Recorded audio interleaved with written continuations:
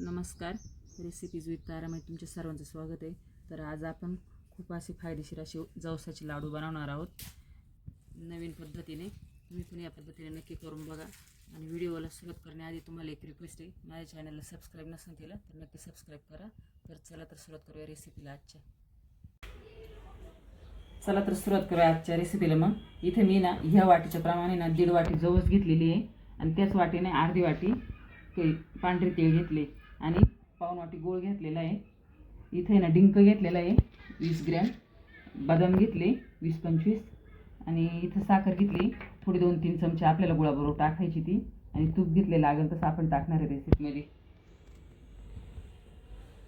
तर इथे मी गॅसवर कढई गरम करून घेतली, त्यामध्ये आपल्याला जवस भाजून घ्यायची. कमी गॅसवरतीच भाजायची म्हणजे छान अशी भाजली जाते. जास्त मोठ्या गॅसवर भाजली तर ती जळती. तर आपण 2 मिनिटं फक्त आहे ना जवस भाजून घेणार आहे. तर आपली ना जवस भाजून झाली, ते अशी तडतड उडायला लागली ना तर समजायची आपली जवस भाजली.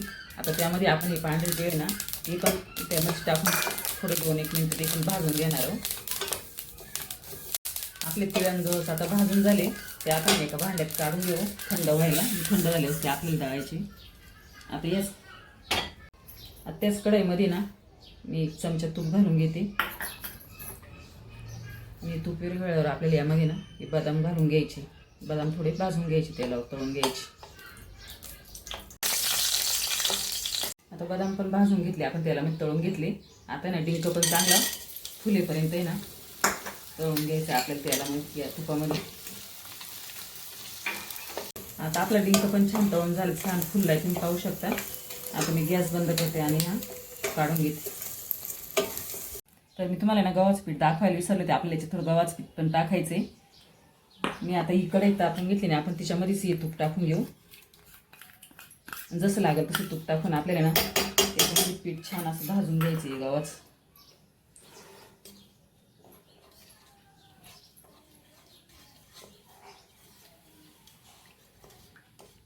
आता तूप वितळलंय, आपण यामध्ये ना गव्हाचं पीठ घालून घेऊ. चांगले 10 मिनिटं आपल्याला नाही गव्हाचं पीठ आहे ना मंद गॅसवर आहे ना भाजून घ्यायचे.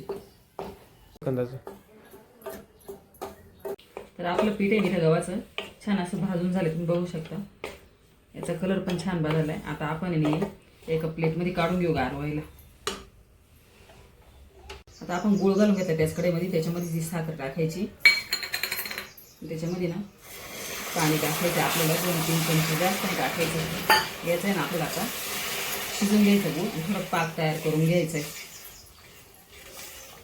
तर आपल्या ना गुळाचा आहे ना पाक तयार झालाय छान असं तुम्ही बघू शकता. एक तार तयार होती. आता आपला हा पाक बरोबर झालाय. त्यामध्ये आपण जे पीठ भाजून घेतलंय ना ते टाकून घ्यायचे.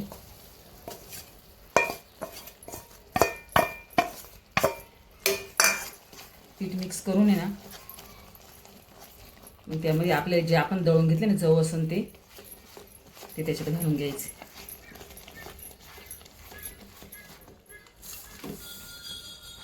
आता नाही चांगलं कोरडं होईपर्यंत आपल्याला शिजून घ्यायचे कमी गॅसवर एकदम. दिसतं नाही व्यवस्थित. तर आपलं मिश्रण आहे ना एकदम असं कोरडं झालं तुम्ही बघू शकता. आता मी गॅस बंद करते आणि हे ना थोडं थंड होऊन देऊ.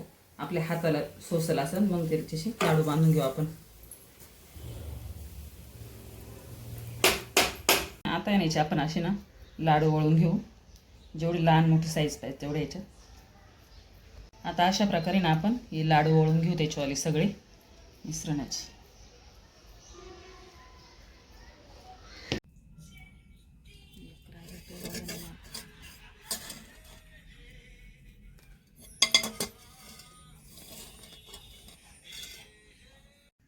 तर अशा प्रकारे आपले ना जवस लाडू हे तयार झालेले तुम्ही बघू शकता, खूप छान असे.